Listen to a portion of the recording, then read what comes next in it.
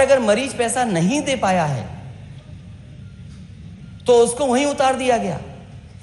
ये 108 सुविधा और 102 सुविधा इसलिए उत्तर प्रदेश में चलाई गई थी और समाजवादी शुरू की गई थी कि कम से कम ग्रामीण क्षेत्र में जो लोग दूर दराज में हैं और गरीब हैं, उनके पास इंतजाम नहीं अस्पताल पहुंचने का, वो फोन मिलाएं, जल्दी से जल्दी एम्बुलेंस आए और वो अपने इलाज करा सकें। पहले तो एम्बुलेंस नहीं आ रही है, एम्बुलेंस अगर आ भी जाए तो अस्पताल पहुंच करके इलाज नहीं है वहां पर, क्योंकि पर्याप्त डॉक्टर नहीं है। डॉक्टर किस समय आएंगे ये भी जानकारी नहीं है। अगर इलाज के लिए डॉक्टर मिल गए, पर्चा बन गया, देख लिया डॉक्टर ने, तो जांच के लिए कहां जाए, और बिना जांच के क्या इलाज होगा? अगर उसकी जांच नहीं होगी तो इलाज क्या होगा? एक्सरे के लिए, जांचों के लिए कोई इंतजाम नहीं सरकार के पास। और फिर दवाई का जहां संकट है, बड़े पैमाने पर संकट है, और इधर जो खबरें आई हैं अखबारों की, मैं जिक्र नहीं करना चाहता हूं, लेकिन फिर भी जो जानकारियां मिली हैं, हमारे लोग मौके पर पहुंचे हैं। अगर परिवार का सदस्य को इलाज नहीं मिल पाया, मृत्यु हो गई, तो कई ऐसी सूचना है जहां पर मोटरसाइकिल पर, अपने कंधों पर अपने परिवार के सदस्य को गांव तक लेकर के गए हैं। सरकार क्या व्यवस्था नहीं कर सकती लाश को ले जाने के लिए? और अगर अस्पताल में मरीज आ रहा है तो स्ट्रेचर नहीं है, सबसे बेसिक चीज एम्बुलेंस, फिर अस्पताल पहुंच करके स्ट्रेचर्स, और किस विभाग में जाकर के इलाज हो वो, और उसके बाद जांचें। इस सरकार ने, जो अपने आप को दावा करती है कि डबल इंजन की सरकार है, और पता नहीं कहां से सीख करके आए कि विश्व में सबसे अच्छी योजना यही चलाते हैं, विश्व में सबसे ज्यादा पहचान इन्होंने ही बनाई है। अभी इसी सदन में माननीय मंत्री जी कह रहे थे कि विश्व की सबसे बड़ी योजना पानी की उत्तर प्रदेश में चल रही है, या देश में चल रही है सबसे बड़ी योजना है विश्व की। और विश्व की क्यों नहीं होगी? विश्व के यहां पाइप वाटर सप्लाई कब शुरू हो गया था? किस जमाने में पाइप वाटर सप्लाई था? और हर योजना इनकी विश्व वाली है। कोरोना के बाद और कोरोना के समय पर जो देखा है लोगों ने, आज भी भूला नहीं जा सकता। सरकारी अस्पताल में जाने के बाद जो दुर्दशा कोरोना में हुई, हम अपने अस्पतालों को नहीं सुधार पाए। आप किसी अस्पताल में चले जाइए, पीएससी, सीएससी, जिला अस्पताल, मेडिकल कॉलेज, सब में हाथ खड़े कर दिए डॉक्टरों ने। मैं खुद मौके पर गया हूं जिस समय कन्नौज का मेडिकल कॉलेज बन रहा था। मैंने कोशिश की कि सबसे बेहतरीन मेडिकल कॉलेज बने। वहां 2 विभाग, मैं खुद आंखों से गया, मैंने कहा देखूं वे विभाग शुरू हो गए कि नहीं शुरू हो गए। जैसे ही मैं विभागों की तरफ बढ़ा तो मैंने कुत्ते ही कुत्ते देखे वहां पर, 1-2 नहीं, 10-12 कुत्ते घूम रहे हैं। कार्डियोलॉजी डिपार्टमेंट में ताला है, आपके कैंसर डिपार्टमेंट में ताला है, दोनों में ताला है, दवाई है नहीं, मशीनें नहीं है। और जो इंस्टीट्यूशंस हमारी खड़ी की गई, पुरानी सरकारों ने भी बहुत कोशिश करके जो इंस्टीट्यूशंस खड़ी की हैं, अगर हम सबसे प्रीमियम इंस्टीट्यूशन को अपना माने पीजीआई, आप किसी विभाग में किसी डॉक्टर से पूछ लीजिए, जिन मशीनों में, जिस लैबों में आपको काम करने का मौका मिल रहा है, क्या वो मशीनें ऑब्सलीट हो गई हैं कि नहीं हो गई हैं? ये सरकार बताए कि इन्होंने मशीनें कितनी खरीद करके डॉक्टर्स को दे दी। ठेले पे जा रहा है मरीज, ऑटो में जा रहा है मरीज, बैलगाड़ी में मरीज जा रहा है, आपकी एम्बुलेंस कहां है? और कंधे पे लाश जाना, मोटरसाइकिल पे लाश जाना, ये कहां की तस्वीरें हैं? ये विश्व तस्वीरें देखेगा तो कहां जाएंगे आप? जिस दिन गोंडा की घटना, ये कस्टोडियल डेथ की हुई थी, ये नवाबगंज थाने की जिस दिन घटना हुई है, उसी दिन गोंडा में एक नर्स ने, एक गर्भवती मां जिसने बच्चे को जन्म दिया, बोतल चढ़ रही थी, गलत इंजेक्शन लगा दिया, उस मां की उसी समय जान चली गई। क्या मेडिकल नेग्लिजेंस की वजह से जाने नहीं जा रही? क्या मेडिकल नेग्लिजेंस की वजह से लोगों की किडनियां नहीं खराब हो रही हैं? ये सरकार जो दावा करती है कि झोला छाप जो डॉक्टर हैं, झोला छाप डॉक्टरों की नहीं दवाई चलने देंगे। ये खुद माननीय मंत्री बन गए हैं छापामार मंत्री। इनके छापों का असर क्या है? इनके छापों का असर क्या है? एक बच्चे को, एक मां जो एक गोंडा के अस्पताल में एडमिट थी, जाने कहां से जानवर आया, किसके कारण उसको नोच लिया गया, जिससे जान चली गई। जब पत्रकारों ने हंगामा किया, शोर किया, सवाल पूछा, इनके पास, माननीय मंत्री जी के पास जवाब नहीं था। पता नहीं कान में क्या कह दिया, कान में कुछ कह दिया। ये कान वाला इलाज क्या है आपका कि पत्रकारों ने उसके बाद सवाल नहीं पूछा आपसे? ये कान वाला इलाज क्या किया आपने? और जहां जहां छापे मारे हैं, आपके जाने के बाद क्या तस्वीर बदल गई है, कभी माननीय मंत्री जी ने सोचा है? एक जानकारी मुझे मिली, मैंने एक सीएससी की तस्वीर लगा दी और कहा कि देखिए एम्बुलेंस बंद पड़ी है, पानी भरा हुआ है, डॉक्टर है नहीं, मरीज इंतजार कर रहे हैं, डॉक्टर आए नहीं है, दवा नहीं है। क्योंकि माननीय मंत्री जी डिजिटली बहुत स्मार्ट बन रहे हैं आजकल। उन्होंने तुरंत अपने अधिकारियों को खड़खड़ाया होगा। वहां के अधिकारी गए, पूरा का पूरा सफाई कर दी और तस्वीर लगा दी इन्होंने कि मैं जो पूर्व मुख्यमंत्री वो झूठ बोल रहे हैं, सत्य नहीं बोल रहे हैं। लेकिन मैं धन्यवाद देना चाहता हूं, भारतीय जनता पार्टी का ही वो चैनल है, उसने माननीय मंत्री जी की पोल खोल दी। हमारी तरफ से कोई असत्य बात नहीं थी। अगर कोई सच छिपा रहा था तो सरकार सच छिपा रही थी। और फिर मैं माननीय मंत्री जी से कहूंगा, जितने काम उस सीएससी में, क्या आपकी सफाई से वहां लिफ्ट चल गई थी क्या? और जो काउंसिल, जो नेशनल मेडिकल काउंसिल है, उसके मानक हैं, उसका एक अपना प्रोसीजर है। ये सरकार दावा कर रही है कि हमने मेडिकल कॉलेज बहुत बना दिए। आजादी के बाद जितने मेडिकल कॉलेज बनाए सबकी सूची जारी कर देते हैं ये लोग। और शायद अध्यक्ष महोदय, हमारे पार्लियामेंट मिनिस्टर जो बैठे हैं वो जानते होंगे, शाहजहांपुर का, इनके जिले का सबसे पहले अगर किसी ने मेडिकल कॉलेज का शिलान्यास किया था तो मैं गया था। और उस समय के स्वास्थ्य मंत्री नड्डा जी गए थे कि नहीं गए थे? वो योजना दिल्ली की थी कि जिला अस्पतालों को कैसे मेडिकल कॉलेज को बनाया जाए। मैंने पिछली बार भी सुझाव दिया था और फिर देता हूं मैं सुझाव। अगर आप पे बजट की कमी है तो आप स्वीकार क्यों नहीं कर रहे हैं नेता सदन?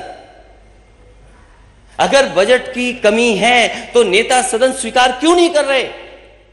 और नेता सदन को बजट देना चाहिए अपने डिप्टी सीएम को। क्यों डिप्टी सीएम को नहीं बजट दे रहे हैं? और हो सकता है डिप्टी सीएम को बजट इसलिए नहीं दे रहे हो अध्यक्ष महोदय, क्योंकि उन्होंने 2 मंत्रियों को बेरोजगार कर दिया। ये विभाग 2 लोगों के पास था, क्योंकि वो डिप्टी सीएम बन गए तो 2 मंत्रियों को बेरोजगार कर दिया इन्होंने। एक तो है ना 3,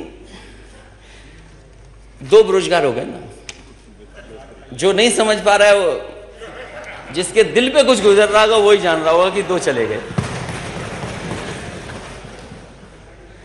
और ये सरकार जो निजीकरण का रास्ता अपना रही है, ये स्मोक स्क्रीन है कि हम विश्व से सबसे अच्छी फैसिलिटी दे रहे हैं। लेकिन सच्चाई ये है कि ये हमारी संस्थाओं को बंद करना चाहते हैं। ये हॉस्पिटल भी बंद करना चाहते हैं। ये सब प्राइवेट हाथों में देना चाहते हैं। रेलवे दे दिया, अभी लॉजिस्टिक्स के नाम पर रेलवे की जमीनें दे दी। पहले 5 साल के लिए दी, फिर 30 साल के लिए दे दी, 35 साल हो गए। आप अध्यक्ष जी खुद हैं कानपुर, इतने बड़े महानगर के आप अध्यक्ष जी डेली खबर सुनते होंगे हैलट अस्पताल का हाल क्या है। और माननीय सदस्य यहां जीत करके आए, बताइए हैलट अस्पताल क्या हाल है? कोई भी जिले अस्पताल पे एडमिशन नहीं हो रहा, मरीज का रेफर कर देते हैं। यहां चलाया तो नहीं, आगे बढ़ा देते हैं। मैं नेता सदन के माध्यम से माननीय मंत्री से जानना चाहता हूं, जो इमरजेंसी में आते हैं मरीज, उनको कितना भर्ती कर देते हैं आप? कितनों को इलाज मिल जाता है? आप कह रहे हैं नौकरी मिल जाएगी, स्टाफ की कमी है, आप भर्ती क्यों नहीं कर पा रहे हैं? कितनों को भर्ती दे दिया।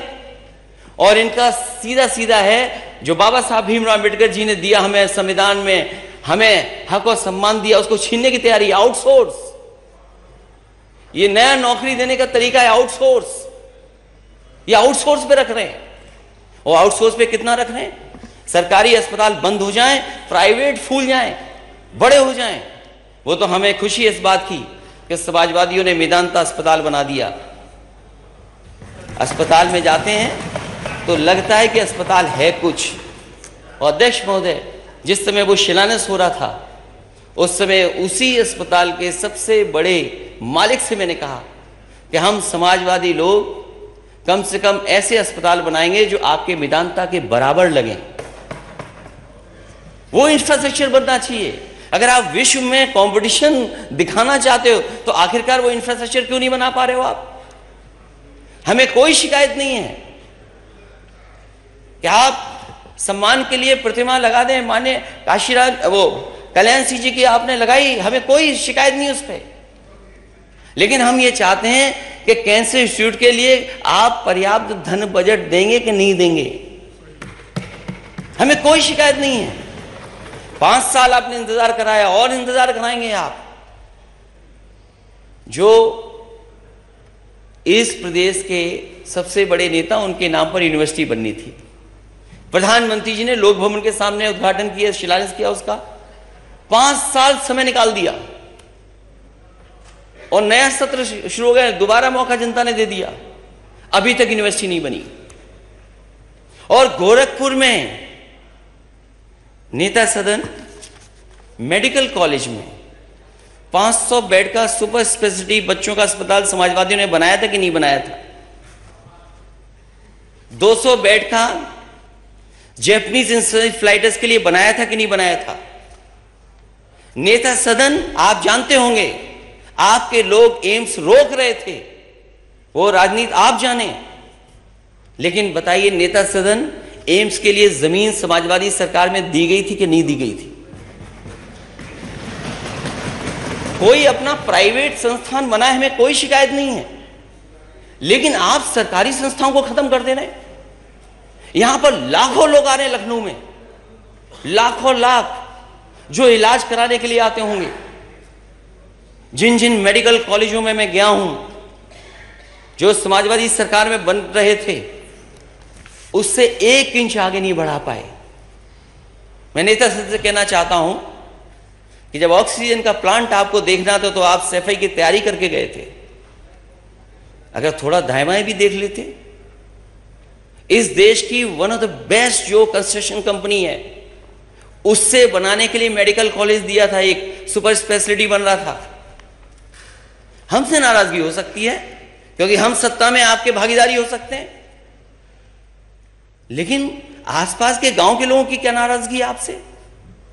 मध्य प्रदेश के लोगों की क्या नाराजगी है?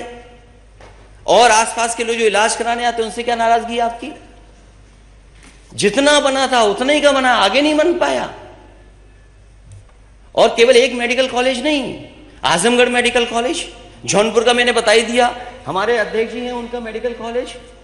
क्या काउंसिल जो मानक है उसके तहत मेडिकल कॉलेज चल रहे हैं? क्या आप पे परिवार डॉक्टर हैं?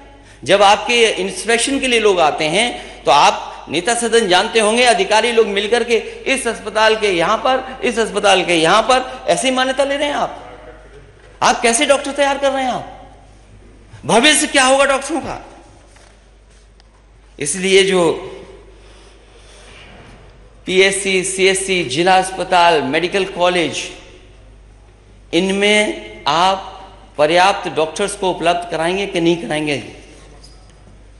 और जो सुविधा मिलनी चाहिए गरीब मरीज को, वो सुविधाएं आप दिला पाओगे कि नहीं दिला पाओगे? 1 रुपए का पर्चा 10 रुपए का कर दिया आपने। जांचों में भी पैसा लगेगा। आप एमआरआई, सीटी स्कैन और जितनी भी जांचें हैं सब प्राइवेट हाथों में देते जा रहे हो, तो गरीब क्या कराएगा? कहां से जांच कराएगा? और जो मशीनें ऑब्सोलीट हो गई, उनको कब ठीक करोगे? कैंसर बढ़ रहा, उसके कैंसर के इलाज के लिए कैंसर इंस्टीट्यूट बनना था, आज भी लोगों को मुंबई जाना पड़ रहा है। आज भी लोगों को दिल्ली जाना पड़ रहा है, और जो कुछ मदद सरकार से होती है, और सरकार भी आधे अधूरे मन से मदद करती है। ये माननीय सदस्य बैठे हैं, ये पत्र लिखते हैं, कोई अपने इलाज के लिए नहीं पत्र लिखते हैं, जो गरीब जनता आती है उनके लिए पत्र लिखते हैं। अरे इतने गरीब कब से हो गए नेता सदन आप? आपकी तो डबल इंजन की सरकार है, आपको तो डबल पैसा देना चाहिए, और फिर उसमें भी हिसाब किताब देखते हैं आप कि कितना देंगे। अरे कोई बीमारी एक बार आएगी, पता नहीं कि बीमारी कितनी बार आ जाए। तो बीमारी आ जाएगी, उसके लिए केवल आप कंजूसी कर करके थोड़ा सा पैसा दे देंगे, क्या उससे इलाज हो जाएगा? मैं तो ये कहना चाहता हूं अध्यक्ष महोदय आपके माध्यम से कि अगर कोई गरीब आए सरकारी अस्पताल में तो उसे इधर उधर नहीं देखना पड़े, पूरा का पूरा इलाज सरकारी अस्पताल में हो जाए। ये समाजवादियों का मानना है, ये हमारी सोच थी। मुझे याद है नेताजी ने जब भी ये लोहिया इंस्टीट्यूट बनाया, 1 रुपए का पर्चा किया, इलाज फ्री करा दिया। आज 100 रुपए का हो गया, 100 रुपए का हो गया। और हर मेडिकल कॉलेज में अलग से बजट देते थे गरीब के इलाज के लिए, असाध्य बीमारी के लिए इलाज करा ले, उसको पैसा नहीं देना पड़े। अरे कहां लेके जाओगे इतना पैसा? और अब तो आपने आउटसोर्स करके एक कंपनी हायर की है कि हम $1 ट्रिलियन इकोनॉमी कैसे बनाएंगे। यूपी की $1 ट्रिलियन इकोनॉमी। आपको लगता है दिल्ली वाले मदद नहीं कर रहे जितनी मदद करनी चाहिए आपको? अरे दिल्ली की सरकार यूपी से बनती है, आप बताइए दिल्ली वालों को, और पैसा लाइए। आप अपना घोषणा पत्र दोबारा पलट के नहीं देखते क्या? आपने कितने एम्स बनाने के लिए कहा था? 5 साल चले गए, कितने एम्स बन गए आप? ये दोनों एम्स जो बन रहे हैं उत्तर प्रदेश में, ये समाजवादियों की देन है, जिसकी वजह से एम्स बन रहे हैं। आप नया एम्स कब लाओगे? बुंदेलखंड में जो मेडिकल कॉलेज था, जालौन का, उरई का, बर्बाद कर दिया, झांसी का बर्बाद कर दिया। अम्बेडकर नगर में जो पर्याप्त स्टाफ होना चाहिए वो नहीं है, कोई इलाज नहीं। आजमगढ़ का क्या हाल है, जो नया बना रहे हो उसका हाल आप बेहतर जानते होंगे। और इसीलिए हमारे जो डिप्टी सीएम है, जहां जाते हैं छापा मारते हैं, बाद में कहते हैं शर्मिंदा हो गए हम तो, क्यों आए हम छापा के लिए यहां पर? अरे छापा मंत्री बनोगे, कुछ कार्रवाई भी करोगे। आ जाए जवाब। जैसे झोला छाप डॉक्टर में कोई मान्यता नहीं, वैसे इनकी भी होने जा रही है अभी। अरे जवाब कोई नहीं पूछ रहा झोला छाप डॉक्टरों को। माननीय मंत्री ट्रांसफर हो गए, इन्हें पता ही नहीं भागीदारी किसकी थी। इसलिए जो घटनाएं हैं वो मैं जानता हूं। एम्बुलेंस से निजी अस्पताल में हो रही है मरीजों की शिफ्टिंग, यह है उत्तर प्रदेश। विश्व की सबसे बड़ी योजना चला रहे हैं आप लोग। 250 रुपए का ऑक्सीजन सिलेंडर 6 गुना वसूला जा रहा है। बेटे को लेकर के भटकता रहा बेबस पिता, जो मैंने कहानी बताई, और भी हुए इस तरह की घटनाएं। अस्पताल में पत्नी का शव पीठ पर लाद कर लौटा व्यक्ति। क्या दिन देख रहे हैं हम लोग। और प्रसव के दौरान जच्चा बच्चा दोनों की मौत। क्या दवा दे रहे हैं, क्या इलाज कर रहे हैं? क्या हमारी नर्सेज जो हैं वो ट्रेंड हैं? क्या हमारा जो पैरामेडिकल स्टाफ है वो वेल ट्रेंड है? क्या हम उसके लिए विशेष ट्रेनिंग योजना चला रहे हैं? साइबर क्राइम के लिए बता रहे थे, अभी पार्लियामेंट्री मिनिस्टर चले गए कहीं, कि जैसे हम SLR चलाना सिखाते हैं वैसे हम साइबर क्राइम में सिखा रहे हैं। आप SLR बोला था, असला बोला था, चलो मुझे सुनने में गलती होगी, हेडफोन नहीं लगाया था मैंने। मतलब साइबर क्राइम और असले में फर्क ही नहीं जानते हमारे लोग। रास्ते में एम्बुलेंस खराब, तड़प गए, उसी में जान चली गई। एम्बुलेंस के इंतजार में जान चली गई। ये आ गया विषय, आ गया। अध्यक्ष महोदय, मैं चाहता हूं कि सरकार कम से कम इस विभाग को तो बेहतर करे। और जब मौका मिला है आपको, डबल इंजन की सरकार कहते हैं आप, दावा करते हैं कि बजट में कोई कमी नहीं है, आप बजट पर्याप्त दीजिए। आपके डॉक्टर, आपके लोग दूसरे प्राइवेट में नहीं भागेंगे।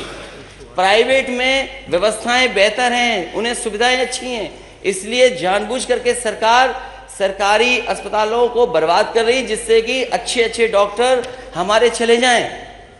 जो सुविधा PGI को मिलती थी, वही सुविधाएं केजीएमयू को दी, वही लोहिया को दी।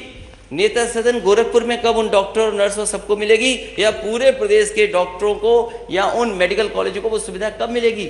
आज बता। इसलिए अध्यक्ष महोदय और अध्यक्ष महोदय, मुझे उम्मीद है कि 108 व्यवस्था में सुधार लाएंगे। अगर बजट की कमी हो तो शर्मिंदा ना हो, नेता सदन के पास जाएं, कुछ समझाएं, मनाएं, शायद बजट आपको मिल जाए। बहुत बहुत धन्यवाद अध्यक्ष महोदय। और मैं चाहता हूं कि माननीय मुख्यमंत्री जी, और अभी एक चर्चा अभी तो ग्राह्यता में बहुत छोटा है, लेकिन फिर भी अगर इतना महत्वपूर्ण विभाग है क्योंकि जीवन से जुड़ा है। अब जवाब माननीय मुख्यमंत्री। मैं अध्यक्ष महोदय चाहूंगा कि इस पर चर्चा हो जाए सदन में। अध्यक्ष जी,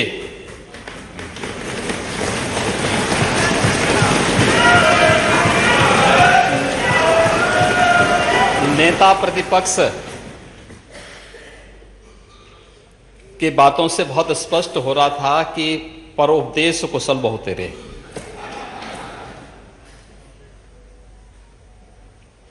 और उनको यह भी नहीं पता था कि वह जो बोल रहे हैं आखिर किसको बोलना चाहते हैं। इस प्रदेश में 4 बार समाजवादी पार्टी की सरकार रही है और मुझे नहीं लगता है कि 25 करोड़ जनता जो प्रदेश की है या देश की 135 करोड़ की आबादी में से कोई भी व्यक्ति जो राजनीतिक रूप से उनसे उपकृत होगा, उनको छोड़ करके शेष कोई भी समाजवादी पार्टी को एक सही नजरिए से देखता होगा।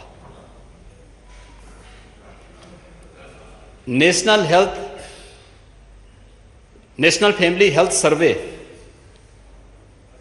4th और 5th जो आए हैं या इससे पहले जो सर्वे हुए हैं, वे सर्वे इस बात की गवाही देते हैं कि उत्तर प्रदेश में विगत 5.5 वर्षों के अंदर स्वास्थ्य सेवाओं में बेहतरीन सुधार हुआ है। और चाहे वह एनीमिया से जुड़े हुए मामलों में सुधार का प्रश्न हो, ये नेशनल एवरेज से अच्छा हुआ है। शिशु मृत्यु दर और मातृ मृत्यु दर यह पहले की तुलना में काफी इसमें सुधार हुआ है। अन्य मामलों में भी उत्तर प्रदेश ने उत्तरोत्तर वृद्धि की है, काफी उसमें अच्छी प्रगति हुई है। मैं केवल एक उदाहरण देना चाहता हूं। गोरखपुर की चर्चा माननीय नेता प्रतिपक्ष ने की और बोलते बोलते उनको बहुत सारी चीजें याद आती हैं। स्वाभाविक रूप से जब कोई चीज और खासतौर पर जनता जनार्दन अपना फैसला करके दे ही देती है, सपने जब तार तार होते हैं तो उसका दुख होगा ही। और उनकी बातों में वो दुख झलक भी रहा था। लेकिन हमें जनता जनार्दन के फैसले को स्वीकार तो करना पड़ेगा। यह सीजन पूर्वी उत्तर प्रदेश के लोगों के लिए हमेशा भय का प्रतीक होता था। एक कंपकपी छूटती थी जुलाई से लेकर के नवंबर तक। इंसेफ्लाइटिस से प्रतिवर्ष वहां पे 1200, 1500, 2000 तक मौतें होती थी। अकेले गोरखपुर का बीआरडी मेडिकल कॉलेज 500-500 मौतें उस मेडिकल कॉलेज में एक छत के नीचे एक वर्ष में होती थी। जनपदों के अंदर जो मौतें हो रही थी वो अलग है। जो लोग हॉस्पिटल तक नहीं पहुंच पाते थे वे अलग थी। डबल इंजन की सरकार का ही प्रभाव है और संयुक्त कार्यवाही का ही परिणाम है। इंसेफ्लाइटिस आज 0 तक पहुंच रही। इंसेफ्लाइटिस से होने वाली मौत 0 पर पहुंची है। अभी मैं गोरखपुर के दौरे पे था। स्वास्थ्य विभाग के साथ एक बैठक मेरी हो रही थी। इंसेफ्लाइटिस के केवल 40 मामले इस वर्ष वहां पर अब तक आए हैं। 40 में से 33 एक्यूट इंसेफ्लाइटिस के और 7 जापानी इंसेफ्लाइटिस के। मौत 0 है। ये गोरखपुर जनपद की बात कर रहा हूं मैं। गोरखपुर, ऐसे ही कुशीनगर, देवरिया, महाराजगंज, हमारे माता प्रसाद पांडे जी पूर्व अध्यक्ष जी का जनपद सिद्धार्थनगर, या संत कबीर नगर, बस्ती, इधर देवीपाटन कमिश्नरी के जनपद, इन सभी जनपदों में बड़े पैमाने पे मौतें होती थी। लेकिन समाजवादी पार्टी सरकार एक भी बार अपनी संवेदना व्यक्त करने के लिए उन क्षेत्रों में उन मरीजों को मिलने तक कोई नहीं गया, क्योंकि फुर्सत ही नहीं थी, क्योंकि जो मरने वाले बच्चे थे, ये विषय उससे जुड़ा हुआ है, ये प्रश्न इससे जुड़ा हुआ है। मरे उन बच्चों का अगर किसी ने मदद की थी तो समाजवादियों ने मदद की। ये प्रश्न इससे जुड़ा हुआ है। समाजवादी पार्टी की सरकार दुर्भाग्य से इस प्रदेश में 4 बार थी और चारों बार कभी भी इंसेफ्लाइटिस से होने वाली हजारों मौतों पर कोई संवेदना समाजवादी पार्टी की सरकार जहां इलाज हो रहा है वो अस्पताल किसके बनाए हुए हैं? आप बोल रहे थे वो इलाज किसके बनाए हुए हैं? आप बोल रहे अध्यक्ष जी, वो इलाज हो रहा है वो किसके बनाए हुए हैं? सुनिए, आप बोल रहे अध्यक्ष जी बोला, अब माननीय मुख्यमंत्री जी बोल रहे, सुनिए। जब माननीय नेता यही बात बोल रहे थे, प्रतिपक्ष बोल रहे थे, बीच में कोई किसी ने कोई व्यवधान नहीं किया, किसी ने कोई व्यवधान नहीं किया, नहीं कोई व्यवधान नहीं किया था। नेता सदन बोले, आप उसको सुनिए। आपने मान्यवर कोई प्रयास नहीं हुए। ये लोग दूसरों को उपदेश देते हैं। सच्चाई क्या थी 2017 में? उससे 5 वर्ष पहले तो समाजवादी पार्टी की सरकार 2012 से 2017 तक थी। प्रदेश के सभी प्राथमिक स्वास्थ्य केंद्र बंद कर दिए गए थे, कोई डॉक्टर नहीं था, कोई डॉक्टर नहीं था। ज्यादातर सीएससी बंद की कगार पर थे। सुनिए नहीं, और यही नहीं, जनपद और जिस जिला चिकित्सालयों की स्थिति भी कितनी दयनीय थी, जर्जर स्थिति थी। और आज मैं कह सकता हूं 108 एम्बुलेंस के रिस्पांस टाइम को इस सरकार ने और अच्छा करने का प्रयास किया है, उसमें सुधार हुआ है। आज सरकार के प्रयासों के परिणाम स्वरूप प्रदेश में 1 डिस्ट्रिक्ट 1 मेडिकल कॉलेज की तरफ हम लोग बढ़ रहे हैं।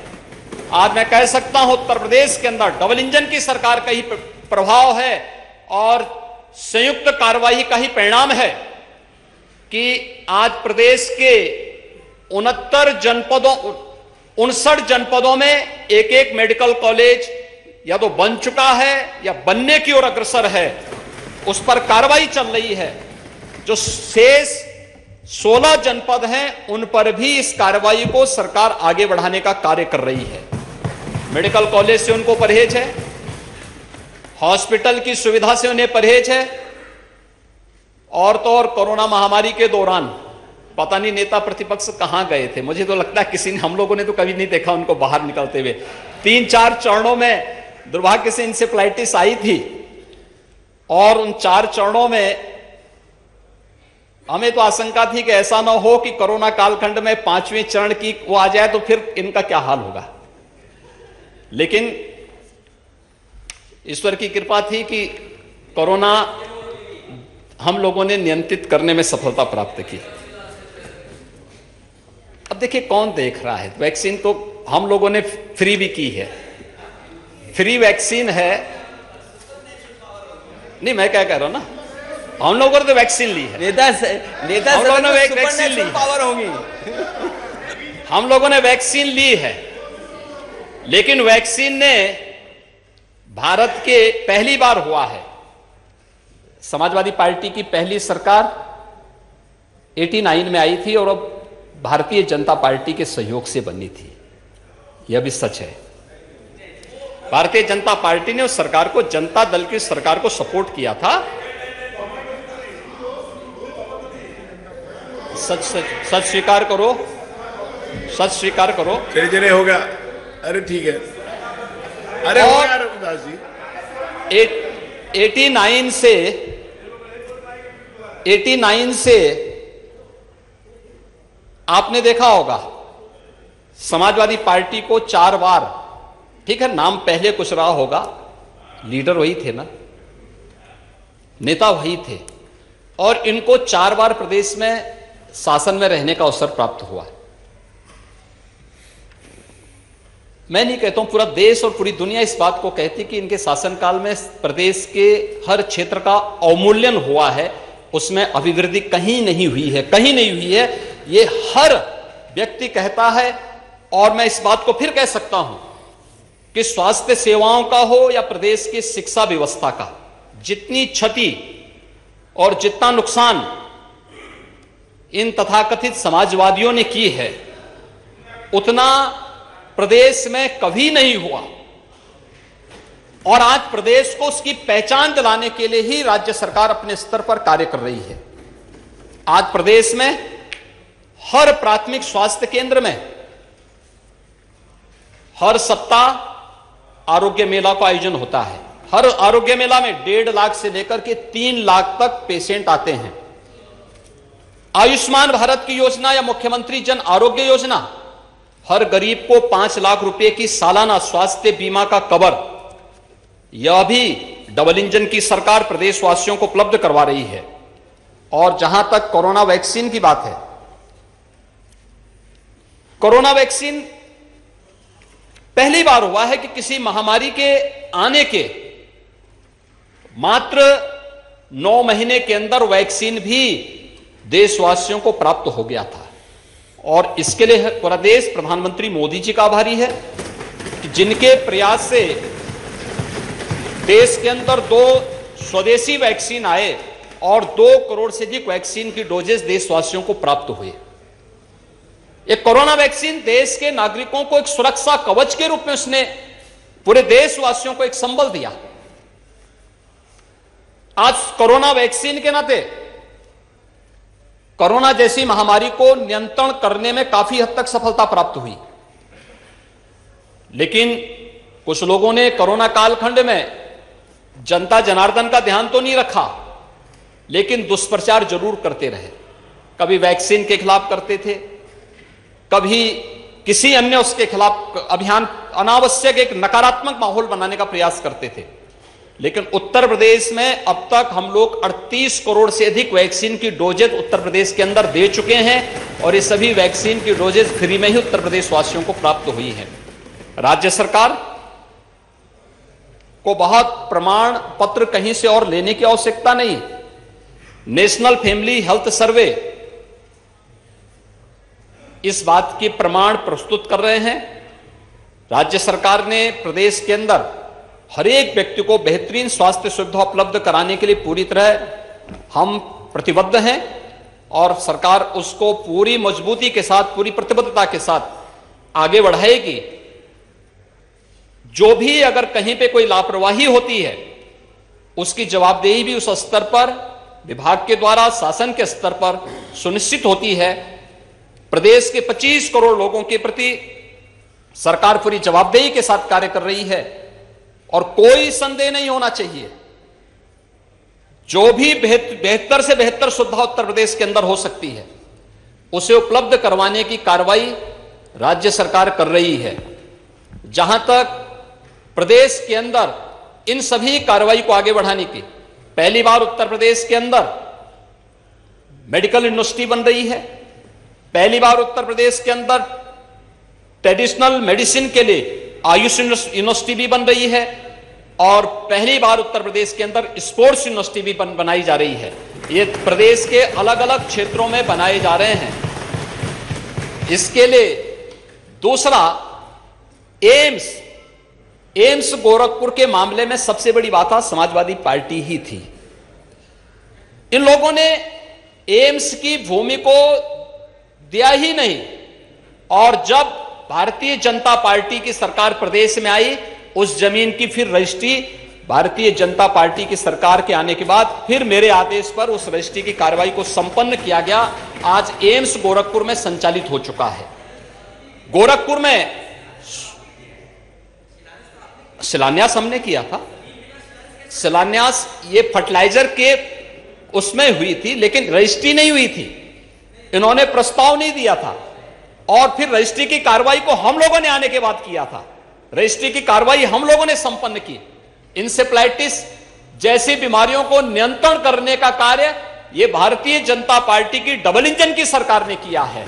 और यही नहीं, आज प्रदेश के अंदर जितने भी प्रकार के संचारी रोग हैं, डेंगू है, कालाजार है, मलेरिया है, या इन सभी प्रकार के संचारी रोग नियंत्रण के लिए वर्ष में 3 बार विशेष अभियान चलाने की कार्रवाई भी ये राज्य सरकार के प्रयास और केंद्र और राज्य सरकार के संयुक्त प्रयासों का परिणाम है। आज प्रदेश के अंदर जो विभिन्न प्रकार के कार्यक्रम स्वास्थ्य संबंधी हों, उन सभी कार्यक्रमों को डबल इंजन की सरकार पूरी मजबूती के साथ आगे बढ़ा रही है और बिना भेदभाव के समाज के हरेक तबके को उपलब्ध करवाने का कार्य कर रही है। नेता प्रतिपक्ष पूर्व मुख्यमंत्री रह चुके हैं और प्रतिपक्ष के सबसे बड़े दल के नेता भी हैं। मैं उनसे आग्रह करूंगा कि उनको सदन में सच बोलने की आदत डालनी चाहिए। मैंने कल भी कहा था, समाजवादी और सच नदी के 2 कोने होते हैं, ये कभी एक साथ नहीं चलते हैं। और मुझे लगता है उनको इस सत्य को स्वीकार करना चाहिए कि जो कुछ भी विकृति थी, ये तो विरासत से जो हमें प्राप्त हुई थी, उसी विकृति को हम सुधार रहे हैं, उसी विकृति को ठीक करते हुए उसको और बेहतर करने का प्रयास किया जा रहा है। इसलिए अपने किए पर जब वह इस प्रकार की टिप्पणी करते हैं तो स्वयं कटघरे में खड़े होते हैं। जब वह ये कहते हैं कि उत्तर प्रदेश के अंदर, जब उन्हें इस बात पर अफसोस होता है कि उत्तर प्रदेश में हर घर नल की योजना क्यों लागू हो रही है, उनको जब इस पर अफसोस होता है क्योंकि वे नहीं कर पाए थे, लेकिन आज डबल इंजन की सरकार प्रदेश के अंदर हर घर नल से जल देने के लिए प्रतिबद्ध है और उस पर कार्रवाई कर रही है, तो उनको इस पे भी अफसोस हो रहा है। कम से कम अच्छे कार्यों को स्वीकार करो, अच्छा लगेगा। और मुझे लगता है कि बुंदेलखंड और बिंद क्षेत्र में इस वर्ष के अंत तक हम हर घर नल की योजना पूरी तरह लागू, हर घर तक पहुंचाने की कार्रवाई संपन्न कर चुके होंगे। प्रदेश में 30,000 गांवों की कार्य योजना अंतिम चरणों में चलकर के उन पर कार्य भी प्रारंभ हो चुका है। जो हमारे गाजीपुर से माननीय सदस्य बोल रहे थे कि हमारे उसमें नहीं हो रहा है, ये पूरा क्षेत्र, चाहे वो बलिया हो, गाजीपुर, ये पूरा क्षेत्र, यहां पर फ्लोराइड और आर्सेनिक से जुड़ी हुई जो समस्याएं हैं, इन सभी क्षेत्रों को हम लोगों ने चरणबद्ध तरीके से लिया है। आर्सेनिक, फ्लोराइड, इंसेफ्लाइटिस से ग्रसित क्षेत्र, या फिर उन क्षेत्रों में जो जहां पर खारा पानी की समस्या है, जो पहले से डार्क जोन में चिन्हित हैं, सरफेस वाटर हो या ग्राउंड वाटर हो, इसका बेहतरीन उपयोग करते हुए हर घर नल की योजना को लागू करने की कार्रवाई चल रही है। लेकिन उनको इस पे भी अफसोस है कि ये क्यों हो रहा है, वे नहीं कर पाए, तो उनको अपने किए पर पश्चाताप नहीं, लेकिन आज हो रहा है तो ये उनको बुरा लग रहा है। मुझे लगता है ये अच्छी प्रवृत्ति नहीं है। राज्य के अंदर इंफ्रास्ट्रक्चर के कार्य हों, बेहतरीन शिक्षा के केंद्र खोलने के कार्य हों, प्रदेश के अंदर स्वास्थ्य की बेहतरीन सुविधा को उपलब्ध करवाने की कार्रवाई हो, या फिर प्रदेश के हर गांव को बेहतरीन कनेक्टिविटी देने, इन सभी कार्यों के लिए धन की कोई कमी नहीं है। राज्य सरकार के पास संसाधन भी बड़े हैं, राजस्व में भी वृद्धि हुई है। कोरोना जैसी महामारी का सामना करते हुए भी राज्य सरकार ने पूरी मजबूती के साथ अपनी अर्थव्यवस्था को भी सुदृढ़ करने का प्रयास किया है। और यही नहीं, उसी अभियान के क्रम में हम लोग प्रधानमंत्री जी के विजन के अनुरूप देश की अर्थव्यवस्था को $5 ट्रिलियन की अर्थव्यवस्था बनाने के लिए उत्तर प्रदेश ने भी अपनी इकोनॉमी को $1 ट्रिलियन की इकोनॉमी को बदलने के लिए उस दिशा में अपने प्रयास को आगे बढ़ाए हैं। एक पूर्व मुख्यमंत्री को और नेता प्रतिपक्ष को तो कम से कम इस पर प्रसन्नता होनी चाहिए थी कि जो काम वे नहीं कर पाए हैं, आज भारतीय जनता पार्टी नेतृत्व की सरकार उस कार्य को कर रही है, तो कम से कम इसमें वे सहयोग नहीं कर सकते हैं तो अड़ंगा लगाने का कार्य तो उनको नहीं करना चाहिए। क्योंकि केवल लोकतंत्र में सरकार ही नहीं, प्रतिपक्ष भी लोकतंत्र की व्यवस्था का एक पहिया है, और मुझे लगता है कि उसमें उनको अपनी जिम्मेदारी को समझना चाहिए, उस गंभीरता का परिचय देना चाहिए।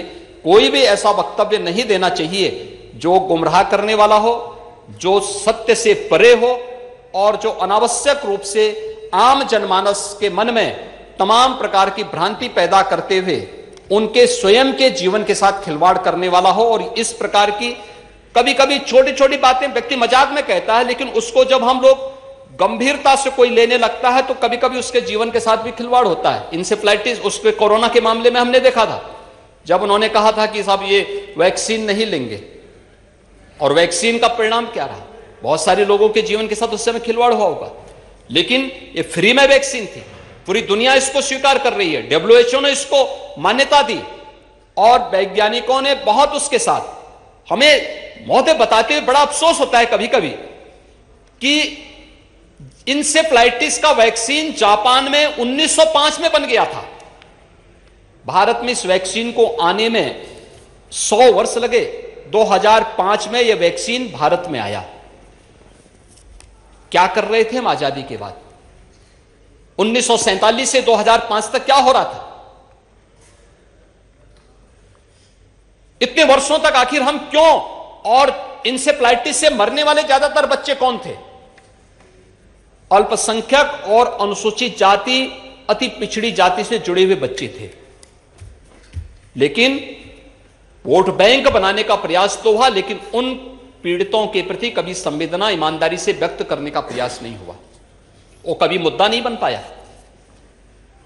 इंसेफ्लाइटिस के मुद्दे पर वैक्सीन को जापान से भारत आने में 100 साल लगे, लेकिन भारत के अंदर कोरोना जैसी महामारी आती है और मात्र 9 महीने के अंदर एक नहीं 2 स्वदेशी वैक्सीन प्रधानमंत्री मोदी जी देते हैं। इसके प्रति कृतज्ञता ज्ञापित करने की बजाय हम गफलत पैदा करें, लोगों को गुमराह करके उनके जीवन के साथ खिलवाड़ करें, यह स्वीकार्य नहीं होना चाहिए। और किसी भी जिम्मेदार नेता को और जिम्मेदार राजनीतिक दल को इस प्रकार की हरकत नहीं करनी चाहिए, क्योंकि यह जीवन के साथ, लोगों के जीवन के साथ खिलवाड़ करने जैसे मुद्दे होते हैं। और इस प्रकार के मुद्दों पर हमें हमेशा उसकी संवेदनशीलता को समझना चाहिए। यहां पर जो भी मुद्दे उठते हैं, यह हर व्यक्ति की संवेदना है। 108 की एक व्यवस्था है, आप कॉल करेंगे, उसका रिस्पांस टाइम के अनुसार आपको वहां पर वह एम्बुलेंस प्रदान करने का प्रयास होता है। और हमेशा एक प्रयास होता है, एक व्यवस्था, एक सिस्टम दी गई है, एक व्यवस्था दी गई है, लेकिन हम उसको कटघरे में खड़ा करें। शासकीय जो व्यवस्थाएं हैं हमारी CSC की, PSC की, डिस्ट्रिक्ट हॉस्पिटल्स की या मेडिकल कॉलेजेस की, हम उसको ही कटघरा में खड़ा करके आम नागरिक के मन में भ्रम की स्थिति पैदा करें, यह अच्छी स्थिति नहीं है।